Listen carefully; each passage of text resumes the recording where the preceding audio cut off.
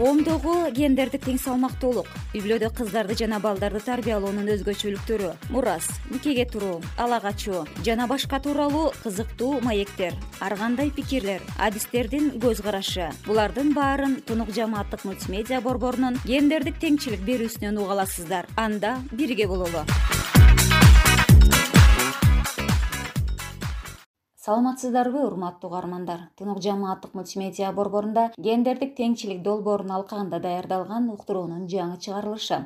Жергиликтүү кеңештердин депутаттарын шайлоо тууралуу мыйзамга айылдык кеңештерде айым депутаттар үчүн 30% квотаны берүү боюнча ченем киргизилип, ага президент Сооронбай Жээнбеков өткөн жылдын августунда кол койгон. Ооба, мыйзам кабыл алынды. Эми аялдар тоскоолдуксуз эле жергиликтүү кеңешке депутат боло алабы? Бүгүнкү уктуруубуз мына ушул суроонун тегерегинде болмокчу. Алгач аялдар эмне үчүн депутаттыкка баруусу керек деген суроо менен айыл тургундарына кайрылганыбызда төмөнкүдөй ой пикирлерди айтышты.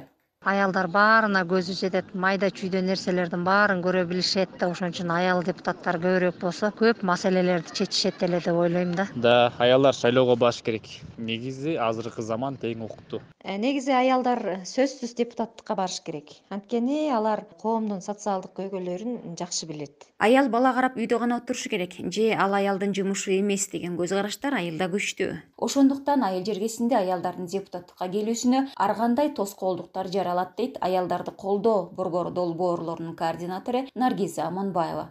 Албетте бул айымдар үчүн үй-бүлө тарабынан, кайын журт тарабынан, туугандары жагынан ошо колдоо жоктугу, аялдардын ролун кемсинткен стереотиптер, ошондой эле аялдар лидер боло албайт деген дагы бир традициялык стереотиптик көз караш дагы бизде аябай өнүккөн. Албетте каражат жагынан көз каранды, лидер айымдар шайлоо учурунда күчтүү болуп, оппонент тараптарынан дагы коркуттуу болуп келе жатат. Ушул тоскоолдуктардын баарын жеңип чыгуу айымдарыбыз үчүн абдан оор. Сын пикирлерге дагы чыдаш бул психологиялык жактан да көп күчтүү алат. Кыргызстандын мыйзамдары саясатка аралашкысы келген аялдарга мүмкүнчүлүк бере баштады. Бирок коомчулуктун өзү өлкөнүн тагдырын чечкен мыйзамдарды бир гана эркектер эле эмес, аялдар дагы кабыл ала турганын акырындап түшүнүп келе жатат. Борбордук шайлоо комиссиясынын Тогуз-Тороо жана Актала райондору боюнча өкүлү Токтосун Казиев жаран катары аялдар активдүү болуп келе жатат деген пикирин айтты.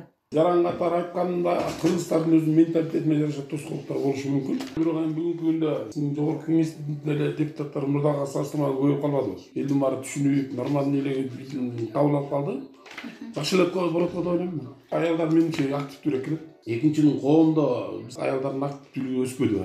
Анан ошондой активдүүлүктөн улам ушул биздин коомубузга керек го деп эсептейм. Актала районундагы 13 айылдык кеңештин 153 депутатынын 32си аялдар. Анын ичинен 4 айым айылдык кеңешти жетектейт. Ал эми Баятов, Коңорчок, Жергетал айылдык жергиликтүү кеңештеринде өтүүчү шайлоого 39 аял өз талапкерлигин коюшкан. Баятов айылдык кеңешинин депутаты Нургүл Мамбетова 30% кворум аялдарга ишеним берет деп ойлойт. 30% квота сөзсүз аялдарга мүмкүнчүлүк берет. Себеби аялдар көп нерсе билет. Айылдагы социалдык маселелерди чечүүдө да аялдардын потенциалы чоң болот. Албетте эркек депутаттардын укугуна доо кетиргин келбейт, бирок аялдар аракетчил болушат. Бул квота айылдык кеңештерде гендердик теңчиликти камсыздоого да жардам берет деп эсептейм. Кыргыз Республикасынын баш мыйзамында аялдар менен эркектер тең укуктуу деген ченемдер бар экенине карабастан, иш жүзүнө келгенде абал башкача болуп келген. Бирок биз стереотиптерди жеңип, лидер айымдарды колдошубуз керек дейт Наргиза Аманбаева.